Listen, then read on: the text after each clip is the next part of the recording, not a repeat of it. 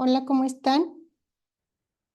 El día de hoy, pues vamos a continuar con lo que serían los últimos temas de la unidad número 6. Vamos a abordar los siguientes temas: modelos matemáticos, métodos estadísticos y probabilísticos y árboles de decisión. Bien, pues primero que nada, entendamos que los modelos matemáticos nos van a servir para poder tomar decisiones, bueno, tanto en aspectos de la vida cotidiana como en las empresas, sobre todo. También sirven para poder llegar a resultados y posteriormente tomar decisiones en relación a ciertos aspectos de índole o fenómenos de índole económico, social, físicos, químicos, etcétera. Entonces, los modelos matemáticos pues se usan con bases estadísticas para poder eh, calcular, predecir algún determinado valor en el futuro y pues poder tomar decisiones adecuadas. Les menciono en el aspecto cotidiano y en el aspecto empresarial. Les sirve a las empresas para la toma de decisiones de, por ejemplo, de producción, de compra de materia prima, para pronosticar sus ventas, para calcular sus costos, etcétera. Entonces, como tal, un modelo matemático utiliza fórmulas matemáticas para representar la relación entre distintas variables, parámetros y restricciones.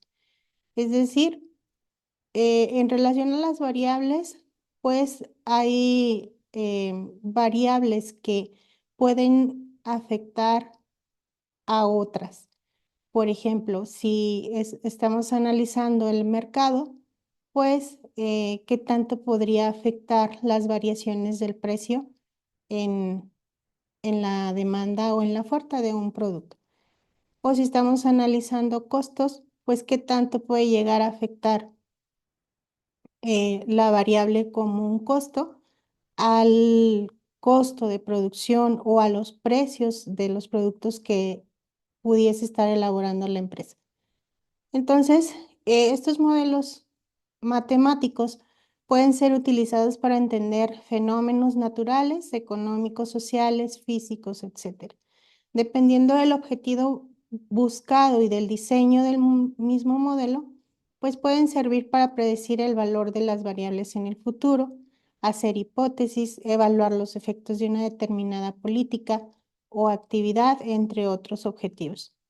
En relación a lo que serían los efectos de una política, pues también son utilizados dentro del gobierno para medir qué tanta afectación puede llegar a implementarse una estrategia de mejoramiento social, de mejoramiento en infraestructura, en aspectos fiscales, el impacto de el aumento de los impuestos en la población, etcétera.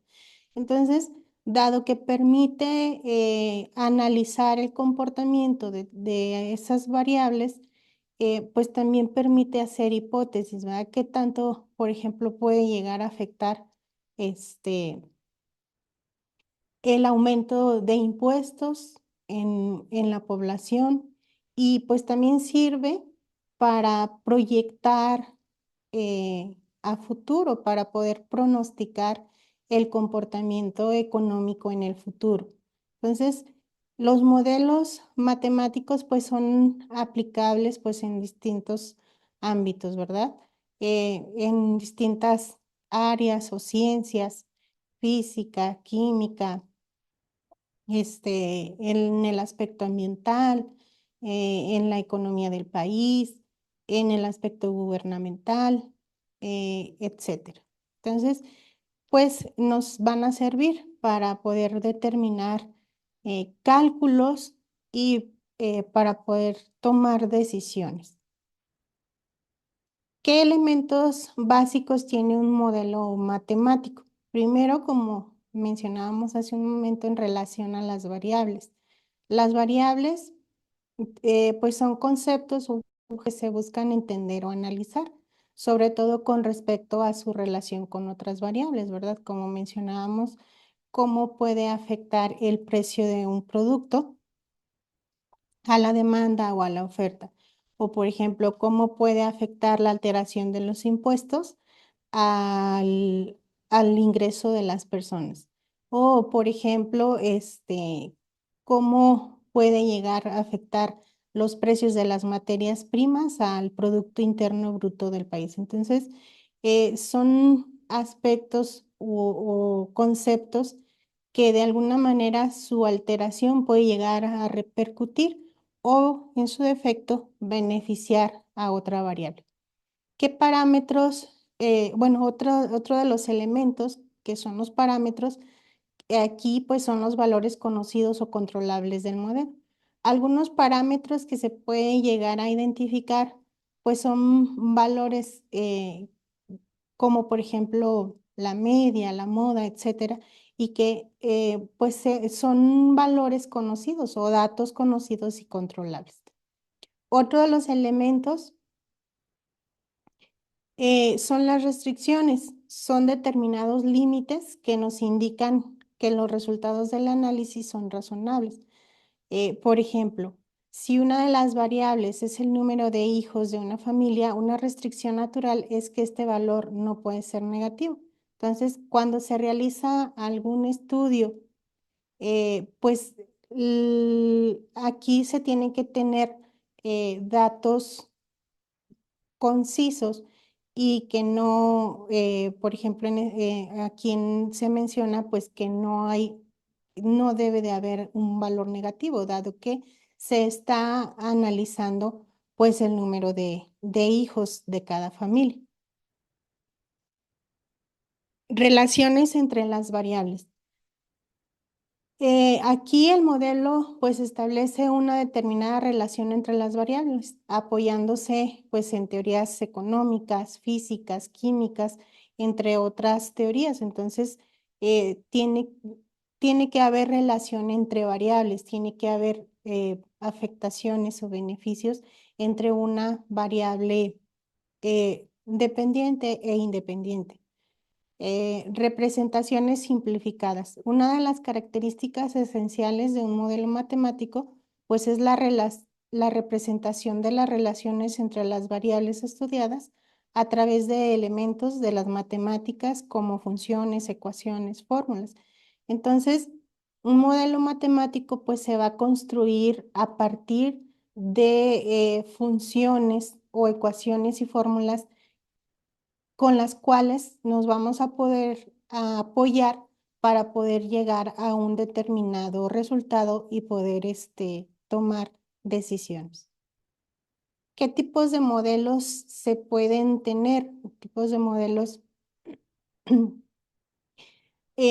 utilizables al momento de, pues quizás también de investigar algo y poder tomar alguna decisión. Los modelos matemáticos también sirven para, bueno, en caso de las investigaciones científicas, pues son aplicables también para poder analizar alguna situación, algún fenómeno, formular hipótesis y poder llegar a un determinado resultado. Hay diferentes tipos de modelos. De acuerdo a la proveniencia de la información, puede ser un modelo heurístico, que en este caso se apoya en las definiciones de las causas o los mecanismos naturales que originan el fenómeno o en cuestión. Aquí en este caso, pues habrá que identificar qué causas originan un determinado fenómeno. Si queremos analizar, por ejemplo, el impacto ambiental que se genera, no sé, a partir eh, de las operaciones mineras, pues habrá que identificar primero cuáles son las causas, ¿verdad? ¿Qué es lo que lo está ocasionando? Si queremos analizar en otro aspecto la inseguridad que tenemos en nuestro país, pues habrá que analizar primero esas causas para poder analizar y llegar a un determinado resultado. Otro tipo de modelo es el empírico, enfocado en el estudio de los resultados de la experimentación. Aquí, pues, para poder llegar a un determinado resultado, pues se tiene que aplicar, pues, ahora sí que el método científico, ¿verdad? Para poder llegar a una experimentación. Por ejemplo, si queremos saber qué tanto en el aspecto químico, ¿verdad? Si queremos saber el resultado o el favorecimiento de alguna vacuna, pues tenemos que hacer el experimento. En cuanto al tipo de resultado pretendido, hay modelos cualitativos, que estos pueden valerse de gráficos y que no buscan un resultado de tipo exacto, sino que intentan detectar, por ejemplo, la tendencia de un sistema o incrementar o disminuir un determinado valor. En los modelos cualitativos, aquí pues se identifican aspectos que definen o describen un determinado problemática o fenómeno que pueda estar surgiendo, ya sea en, pues no sé, en las empresas, en nuestro entorno. Entonces, aquí se analiza los aspectos cualitativos del fenómeno y pues se puede llegar a generar una tendencia o, por ejemplo, analizar cuál es la tendencia del comportamiento de los empleados cuando no tienen equipo de seguridad. Entonces son cosas cualitativas que describen esa situación o ese fenómeno. Modelos cuantitativos. Aquí se necesita dar un número preciso, para lo cual se apoyan en fórmulas matemáticas de variada complejidad. Aquí, pues, definitivamente, pues, se necesitan números, se necesitan cuantificar, tener datos específicos sobre el fenómeno acontecido.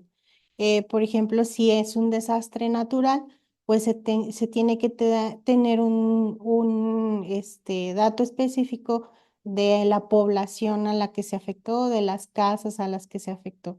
O por ejemplo, si es en el aspecto empresarial, pues si queremos saber el nivel de productividad de la empresa, pues necesitamos saber cuánto es la producción por turno. Entonces, ahí necesitamos datos muy concretos y específicos para poder aplicar un modelo y poder llegar a un resultado. La aleatoriedad de la situación, estos modelos, pues pueden ser estocásticos, que devuelven la probabilidad de que se obtenga un cierto resultado y no el valor en sí. Aquí se analiza pues a través de la probabilidad, ¿verdad? De los pronósticos, de lo que se piensa que en algún momento en el futuro puede llegar así generando ciertos resultados. Deterministas cuando los datos y los resultados se conocen, por lo que no existe incertidumbre. Bien, pasemos a otro tema que serían los métodos estadísticos y probabilísticos. Eh, los, Así como mencionábamos los tipos de modelos, pues también existen métodos para poder aplicar cualquiera de esos modelos que ya mencionamos con anterioridad, que son los métodos estadísticos. Básicamente, aquí pues nos sirven para poder recopilar y analizar datos para identificar patrones y tendencias que se conocen como pues el análisis estadístico. El análisis de datos son procesos estrechamente relacionados que implican extraer información de los datos para tomar decisiones. Este análisis de los métodos estadísticos que podemos aplicar básicamente pues es la estadística descriptiva, que esta pues va a utilizar índices como la media y la mediana para resumir datos, o aplicar la estadística inferencial, que es la rama de la estadística que se encarga de analizar datos para obtener conclusiones sobre una población a partir de una muestra. Entonces, para el análisis de datos de cualquier tipo, podemos hacer uso de la estadística descriptiva o de la estadística inferencial. Por ejemplo, en el aspecto empresarial, pues tendríamos que utilizar datos de producción o quizás de materia prima o el número de empleados o eh, la producción que se realiza por turno, em, o en el aspecto pues económico, si se quiere saber o hacer algún estudio de mercado para lanzar un nuevo producto, pues se tendría que hacer uso de la estadística inferencial para ver la opinión de la población, y pues calcular una determinada muestra para que a partir de esa muestra podamos llegar a una determinada conclusión y obtener un determinado resultado.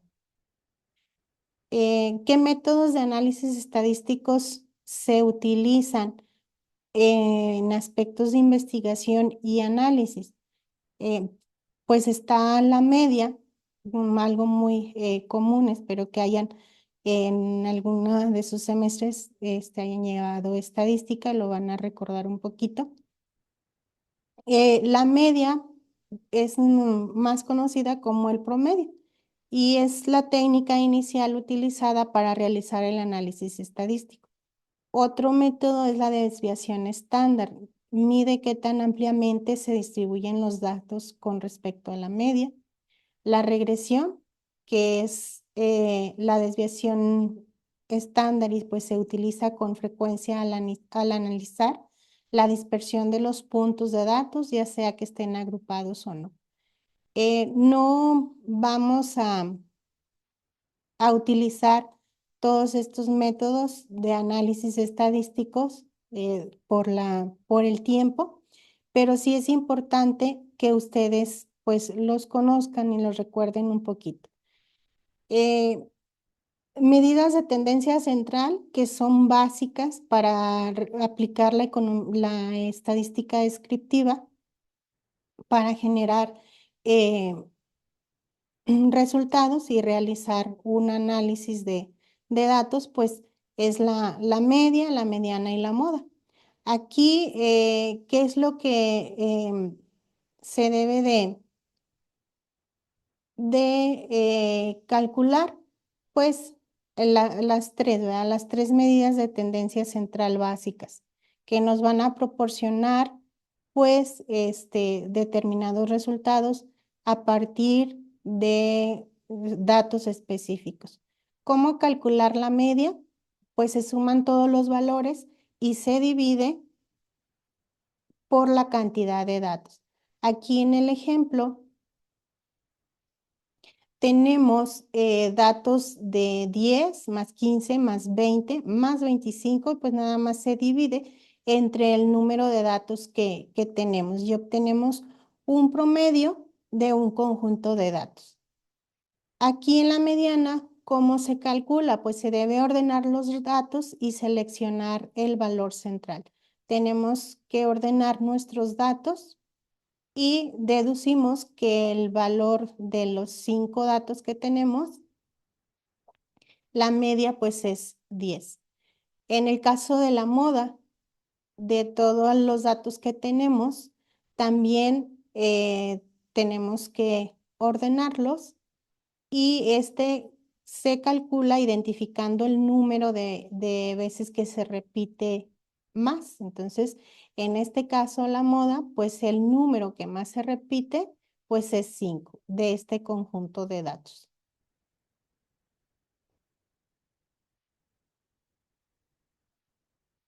Bien, otros métodos de análisis estadísticos para investigación y análisis, decíamos que continuando con la aplicación para poder analizar datos y llegar a resultados, en este caso sería la regresión. Aquí pues estudia la conexión entre una variable independiente y una variable dependiente. Y pues se va a explicar en términos de una variable, cómo influye en otra, ¿verdad? Por ejemplo, como les mencionaba, cómo influye en los puestos, en los impuestos, en los salarios de los trabajadores, cómo influye la alteración de los precios en la demanda de un producto, cómo influye en los costos de la materia prima este, en la oferta o la productividad o la producción de una empresa, etcétera. Y otro método sería el determinar el tamaño de la muestra. Aquí, pues se aplica cuando se evalúan datos para un análisis estadístico. La recopilación de datos fiables puede resultar en ocasiones un reto, ya que el conjunto de datos es demasiado grande.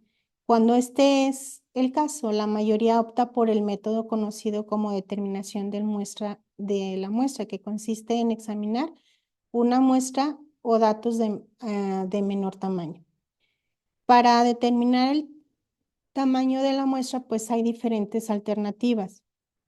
¿Qué nos indica una muestra? Pues eh, para que a partir de esa muestra podamos deducir y llegar a conclusiones generales. Tenemos que tener identificada nuestra población.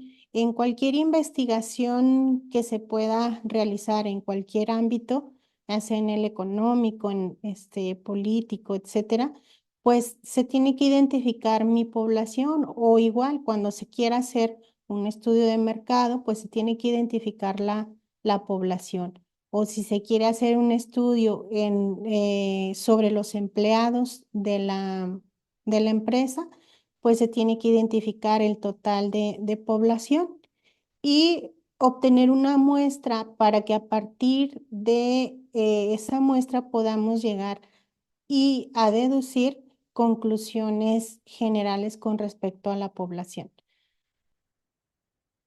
Para poder calcular una muestra, hay diferentes métodos, les mencionaba, pero en este caso vamos a utilizar eh, un método para calcular la muestra con población finita, es decir, con población conocida. Y se puede también calcular la muestra con población no conocida. Y pues eso se le denomina muestra con población infinita.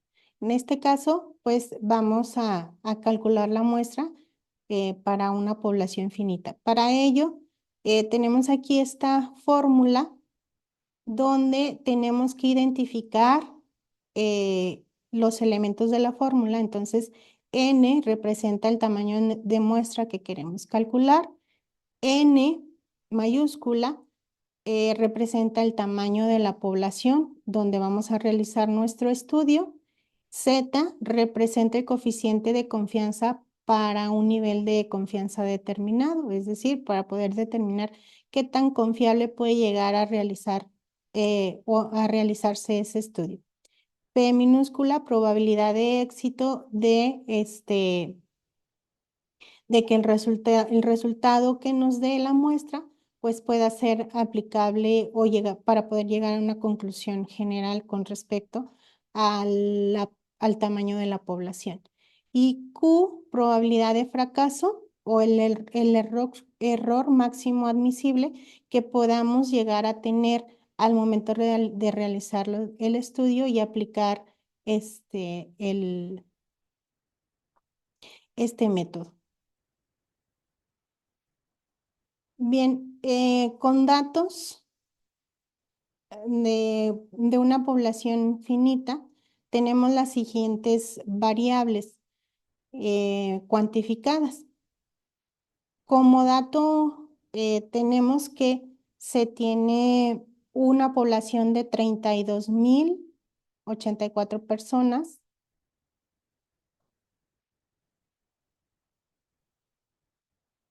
Voy a poner aquí el indicativo para que no se pierdan.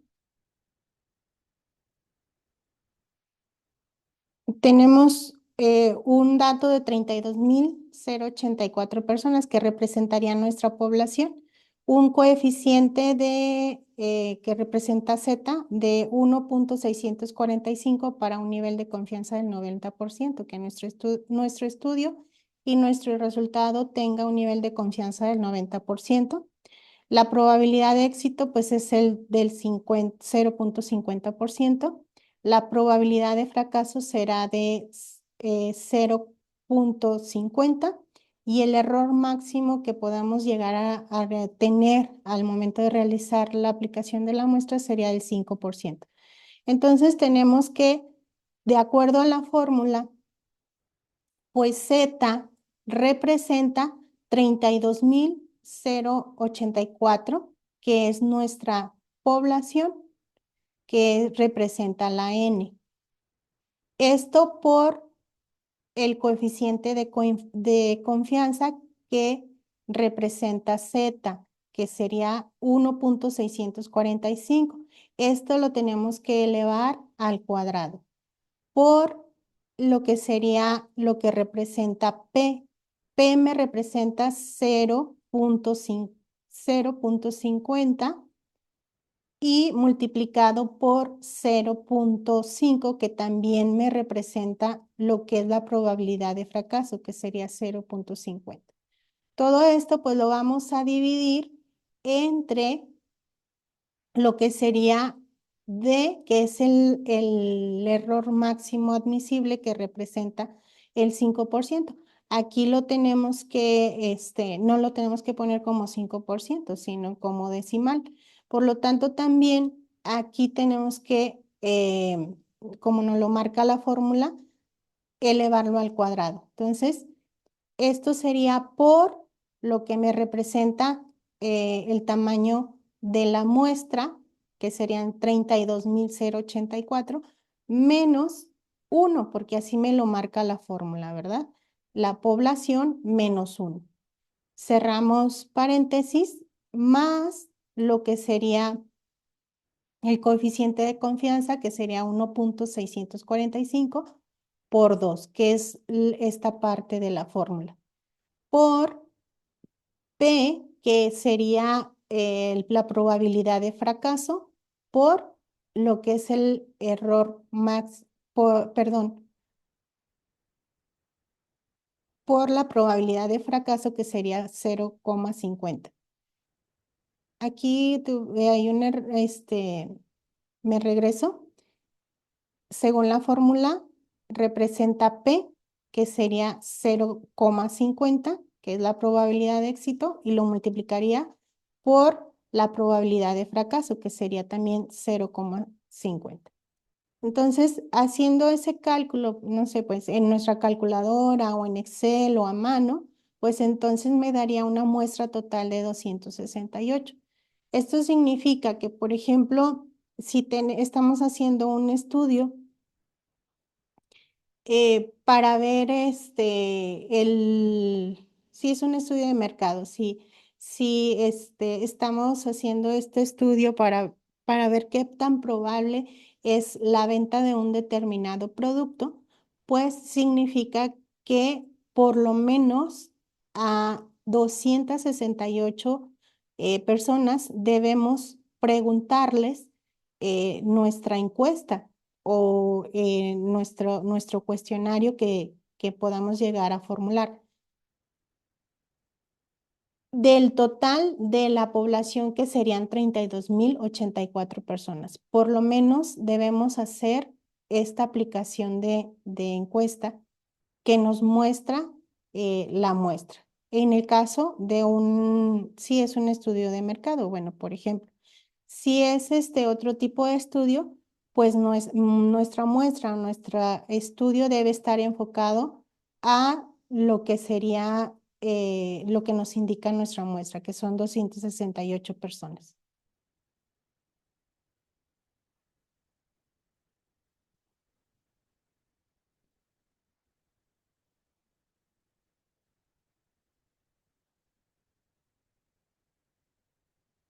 Miren, dejen borro esto para que no se confundan.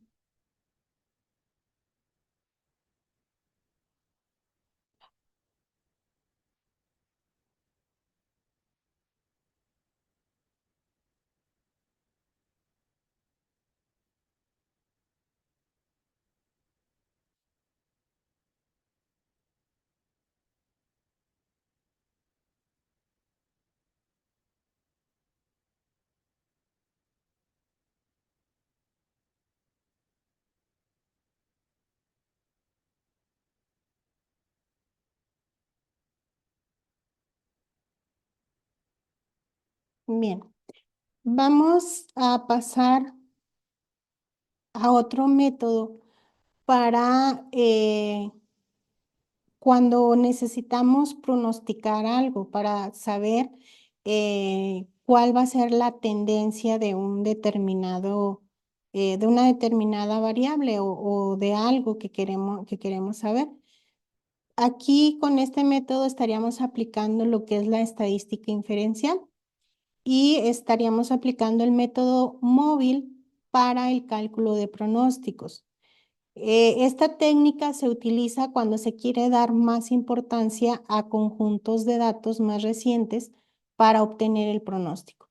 El pronóstico se obtiene al calcular la media aritmética del conjunto de datos para más recientes datos seleccionados. Cada vez que se tiene una nueva observación, se agrega a este el conjunto de datos y se elimina de este la observación o dato antiguo.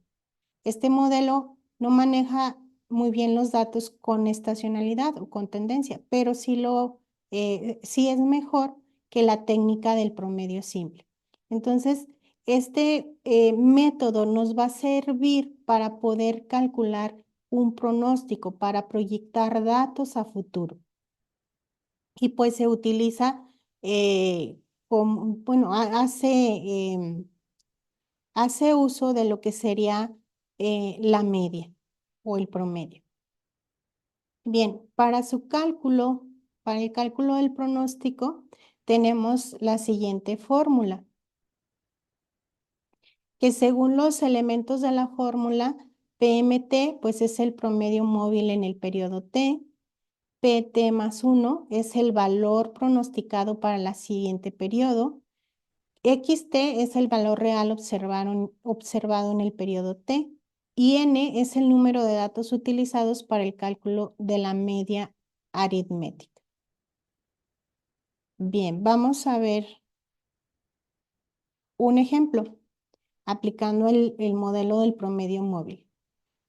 Em, Según esta situación, la empresa Frontera presenta los siguientes datos de ventas reales para el 2009.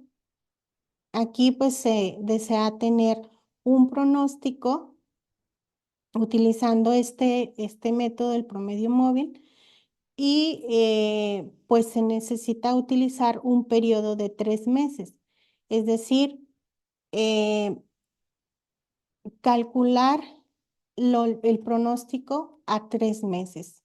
Entonces, primero pues debemos de tener datos específicos de las ventas reales de ese periodo del 2009 y de cada mes para poder aplicar el método. Bien,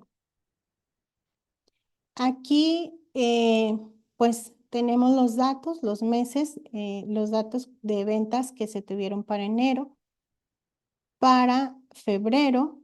Déjenme pongo el lápiz otra vez para poder explicarles.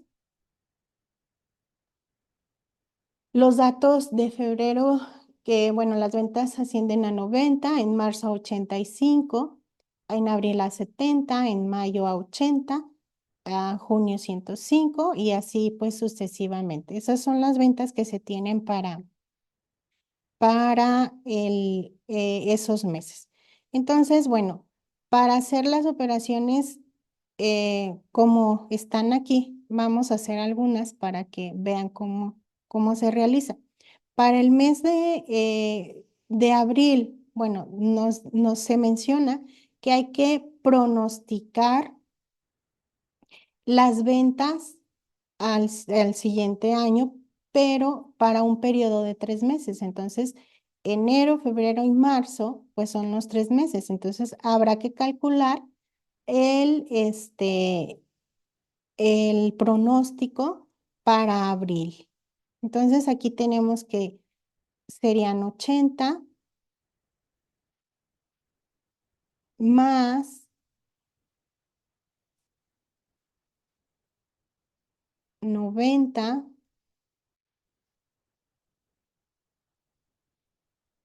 más 85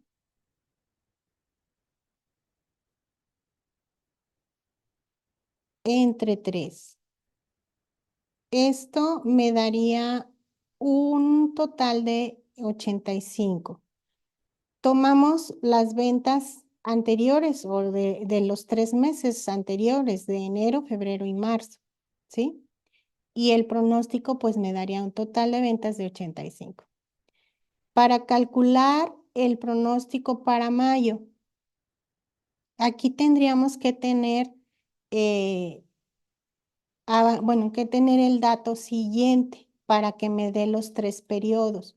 1, 2 y 3. Entonces, estos van a ser mis datos para poder calcular el pronóstico para mayo. Entonces, mis datos serían 90, 90 más 85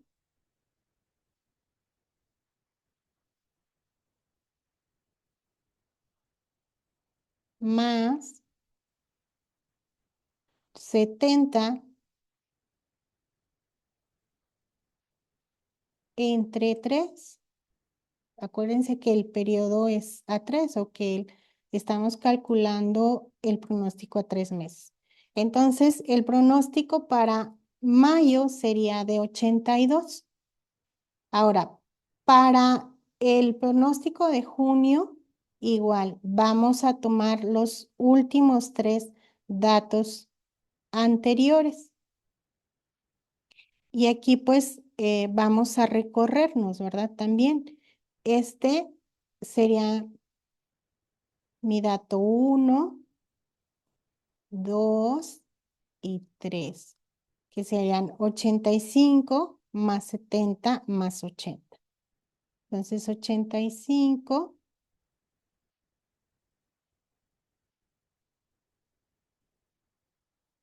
más 70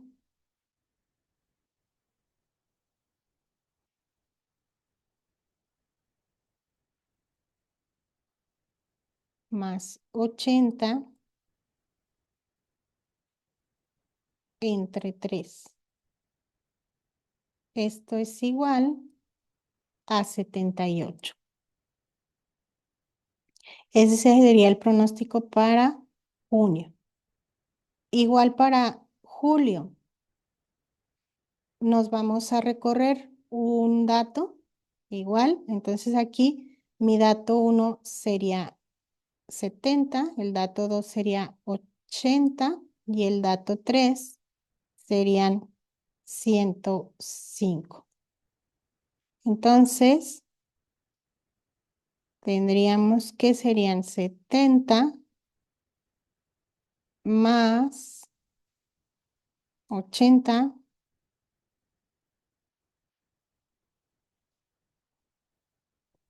más 105.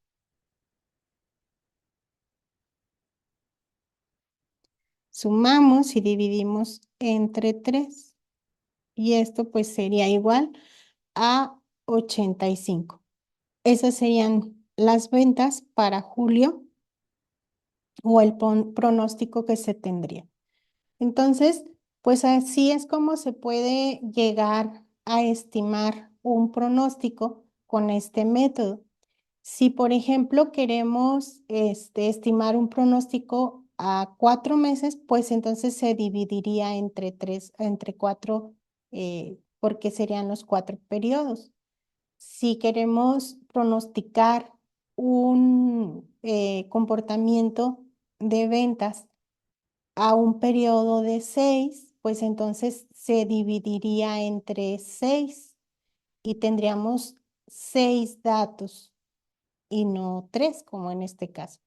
Entonces, es según lo que se necesite pronosticar a 2, a 3, a 6 meses o a 8 meses, pues entonces se dividiría entre los datos requeridos, ¿sí? O en el número de datos requeridos.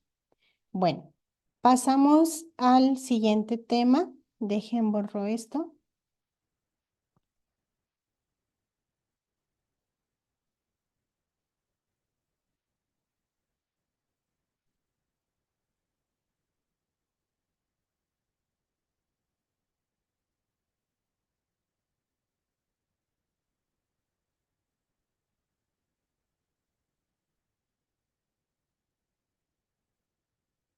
Bien, siguiente tema sería los árboles de decisión.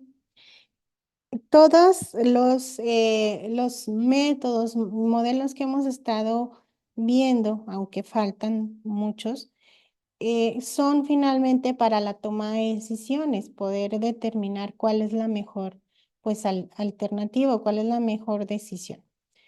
Y en este caso, este método o este modelo es de árboles de decisión, pues es una herramienta también muy importante y fácil de elaborar, porque también a partir de una determinada problemática o fenómeno o acontecimiento que suceda, pues se puede llegar a tomar una mejor decisión con base al análisis de las diferentes alternativas que se puedan llegar a tener. Entonces, un árbol de decisión pues es un mapa de posibles resultados de una serie de decisiones relacionadas. Permite que un individuo o una organización comparen posibles acciones entre sí según sus costos, probabilidades y beneficios. Se pueden usar para digerir un intercambio de ideas informal o trazar un algoritmo que anticipe matemáticamente la mejor opción. En el caso de de estos árboles de decisión, pues son muy utilizables se pueden utilizar en las empresas, pues para poder decidir sobre un proyecto y otro, para poder determinar cuál es el más rentable. Si innovar un producto o crear uno nuevo o lanzar un producto al mercado. Analizar, por ejemplo, la compra de una maquinaria y otra, analizar también si el proceso productivo es adecuado o no, em, si las materias primas que se están utilizando también son adecuadas o no, si utilizar un material o no. Entonces, toda problemática que se pueda llegar a suscitar en la empresa, pues se puede analizar y llegar a un resultado y obtener pues la mejor toma de decisiones. ¿Para qué se utilizan estos árboles de decisión? Los árboles de decisión se toman en las decisiones estructuradas. Proporcionan una estructura clara y visual para analizar decisiones complejas. Esto permite a los líderes empresariales pues desglosar problemas complejos, decisiones más pequeñas y manejables. También identificar alternativas. Al visualizar todas las opciones disponibles y las posibles consecuencias de cada decisión, pues los árboles de decisión ayudan a identificar a las empresas todas las alternativas posibles que tienen para evaluar su impacto, ¿sí? Entonces, por ejemplo, tenemos una problemática en una máquina que está haciendo deficiente los productos. Entonces, esa es la problemática. Las alternativas pueden llegar a ser comprar una máquina nueva o arreglarla. Entonces ahí, pues, se va a ir analizando las posibles consecuencias o beneficios de comprar una nueva o arreglarla. Entonces ahí se va analizando qué tan costoso puede llegar a ser, cuál es el impacto de esas decisiones, o las consecuencias de esas decisiones que se puedan llegar a tomar. Se puede visualizar si hay un impacto beneficioso o perjudica a la empresa. También se utiliza para pues, el análisis de riesgos. Son útiles para evaluar y gestionar riesgos. Al asignar probabilidades a diferentes resultados, las empresas pueden determinar la opción más segura y rentable. Aquí puede llegar a suceder de la toma de decisión con respecto a proyectos. Si se tienen varios proyectos y analizar qué tan riesgoso puede llegar a ser invertir en un determinado proyecto y también se puede analizar qué tanto se puede beneficiar en materia económica si se toma la decisión de un determinado proyecto.